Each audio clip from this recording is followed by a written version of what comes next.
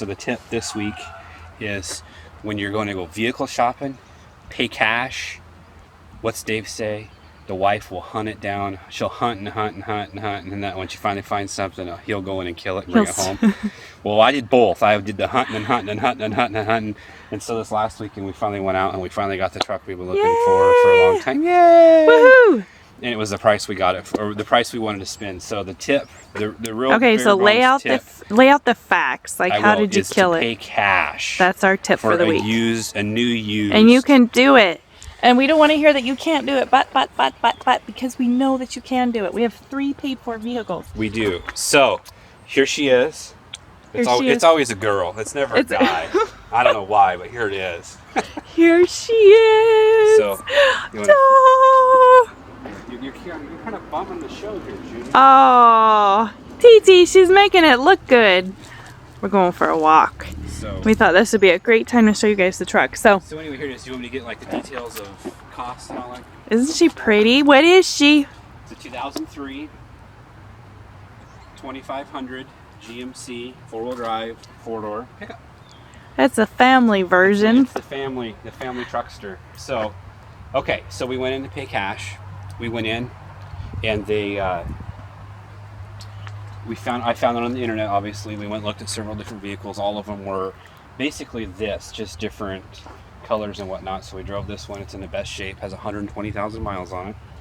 And so... it's a beautiful truck. It was extremely clean on the inside. And another tip, pay cash and do your research on your vehicles. Like, I went on and paid for Carfax.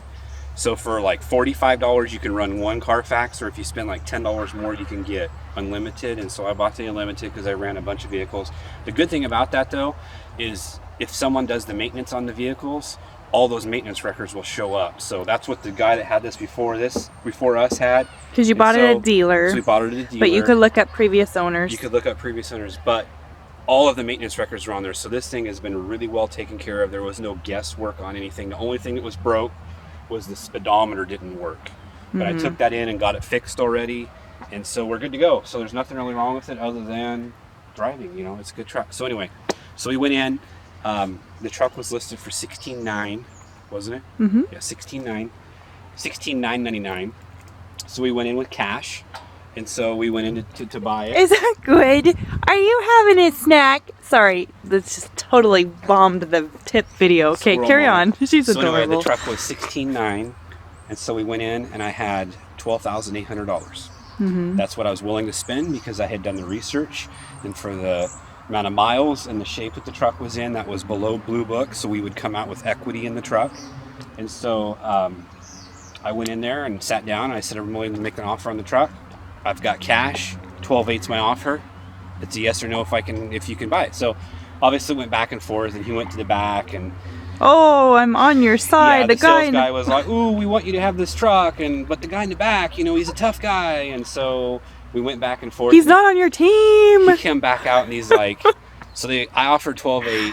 It was 16.9. They came back at like 14.9, and I said, "Okay, look, we're gonna stop this right here. I want you to understand that I've only got $12,800. I'm not going to come up. I can't just magically make money appear. I've got 12.8. It's a yes or no. Can you make it happen or not?" He's I don't know. He writes stuff down on the paper, and then he goes, "Well, the good news for you is the owner's here today. So I couldn't make this deal happen, but the owner's here. He might be able to make it happen." So he goes, "Let me go back and talk to the owner." So he goes out and talks to the owner, and then he comes back and he goes, "Okay, the best we can do is $12,860. You have to pay us $60. You have to use debit card or check." And so the truck had one of those covers that covers the bed, but it wasn't the right year and model, so it didn't match, and it didn't fit snug on here, and I didn't like it. I was going to take it off and throw it away anyway. So I said, "I tell you what, I'll give you 12.8, and you can take that cover off, and we'll call that $60. And so he looked at me and he's like, "All right, we can make that happen." It was awesome. So, but I didn't budge on my price. I did the whole Dave Ramsey thing where I shut up. Mm-hmm. Like Dave says, just go in and shut up. It was very, very awkward. The sales guy did all the talking. I just said 12.8, and that was all I said. Yeah. Until they came back with the $60. But It was awesome. We were in and out in like an hour and a half. So they knocked, I think that's like $4,200 they knocked off the truck having cash.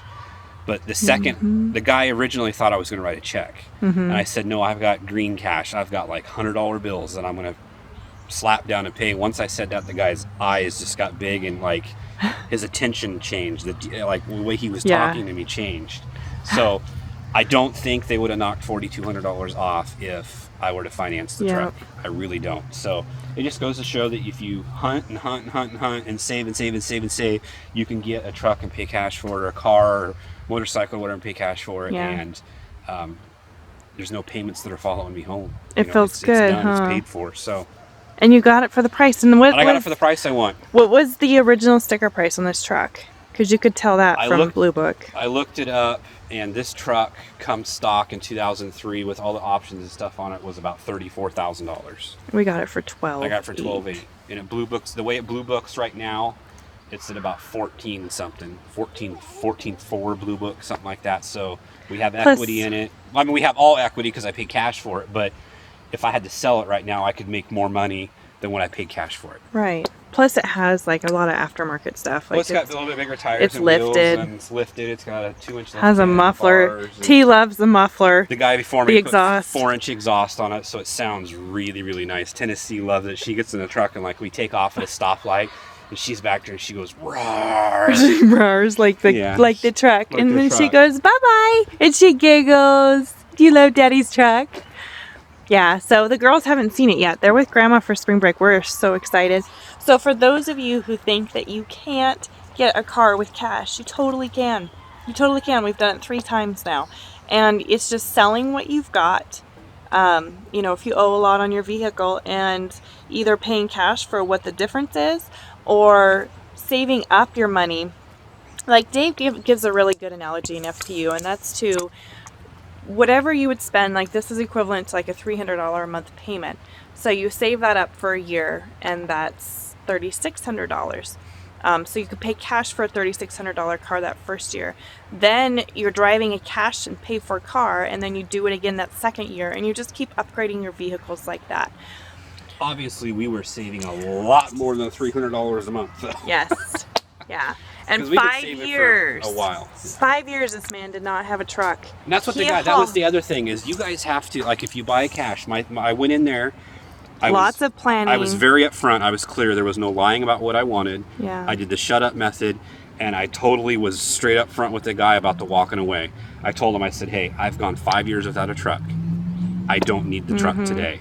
This, you know, if the prices don't, if you guys can't do 12.8, dude, no hard feelings. Yeah. Good for you. You'll sell it someday. I don't need it. You were so good. And once he was clear that I had cash and I could actually walk away from it, it made the thing a lot easier to deal with, because it wasn't one of those deals where, oh, we got you. You have to have the truck, or he could tell how excited I was, and, you know, nobody was sold before it was sold. It was really good. And before the hubby, when we pulled up, because we had been watching this truck for weeks on Craigslist, and we were like, if it's meant to be, it'll still be there when we're ready. And sure enough, it was. And Josh says, you cannot get excited. You cannot show emotion, because the second you show emotion, they're going to just like sucker magnet to you, and they're going to know that you're emotionally attached to this vehicle. And it's true. I could not be excited until like even when it was done. Josh is like 12.8, and the guy's like, okay, we'll take the canopy, whatever. There was still no emotion in this man. I'm like, are you excited, honey? Is this the truck you really want? Do you not want the truck? Because, you know, if it's too late, I don't want it to be too late. And turns out it's exactly what I wanted, but I wasn't going to give any satisfaction to the car dealer. But I think it took you a couple days. It did. It took me a while to hit home, just because of where we were at when we had our last truck. We were on the verge of divorce. We were flat out broke. I couldn't put gas in it. It was tearing us apart. We couldn't buy milk or bread. To drive it home and have it come full circle where it's paid for, gas is not a problem. I can drive this anytime I want to, and it doesn't cost me any money other than gas. It was an aha moment. It took a day or so for that to finally set in. That is the best part about this whole process. More than the truck itself, it's just that moment that you had. Our old truck, we would get in it and like, let's go to the park. And I would be like, oh, that's going to be like $3.66 in gas just to go to the park. Are you sure you want to just walk there?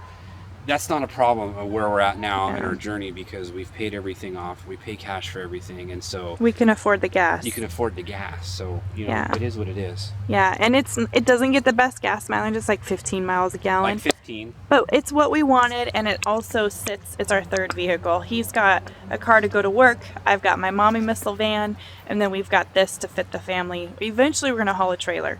We're saving up our cash now to buy a travel trailer for our family. So, anyway, exciting. Another tip that this guy did that he didn't say is if you are not mechanically capable, I guess, if you don't understand cars, take somebody with you that does, because it was raining.